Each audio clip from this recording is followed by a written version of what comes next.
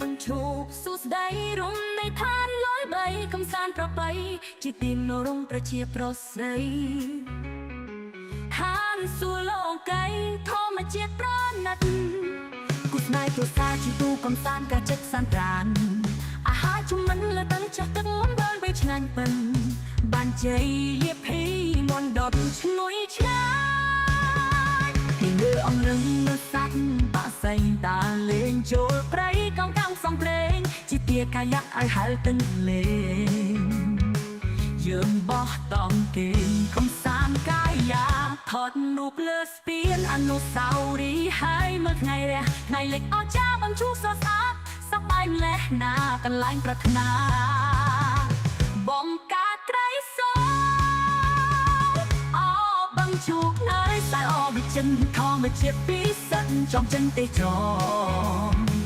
បំជូរប្រវត្តិលោហាបបទឹកផោសអបរិសុទ្ធមែន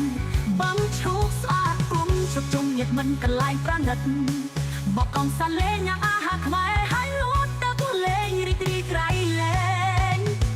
បានសុខជោគជ័យ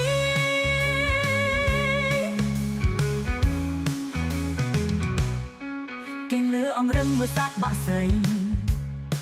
បានលេងជួបព្រៃកំកាំសងព្រេងជិះទាកាយៈឲ្យហែលទឹកលេងយើងបោះតង់គេកំសាន្តកា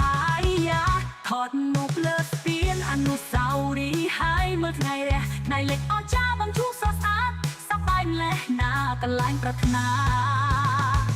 បំកាក្រៃសអបំជូរហើយតែអវិចិនធម្មជាតិពិសិដ្ឋចំចិនទេចបញ្ឈប់ប្រវត្តិលោហាបបទឹកផោសអបរិសុទ្ធមែន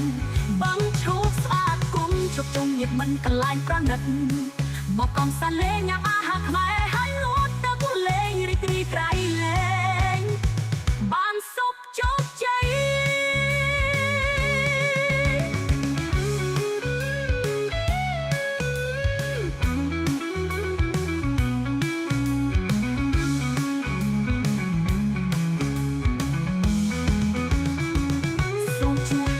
ទ្រូនជួយពង្រឹងសហគមន៍បាំងជោគជួយចិត្តខ្មែរលើកស្ទួយខ្សែដេញផលិតផលខ្មែរ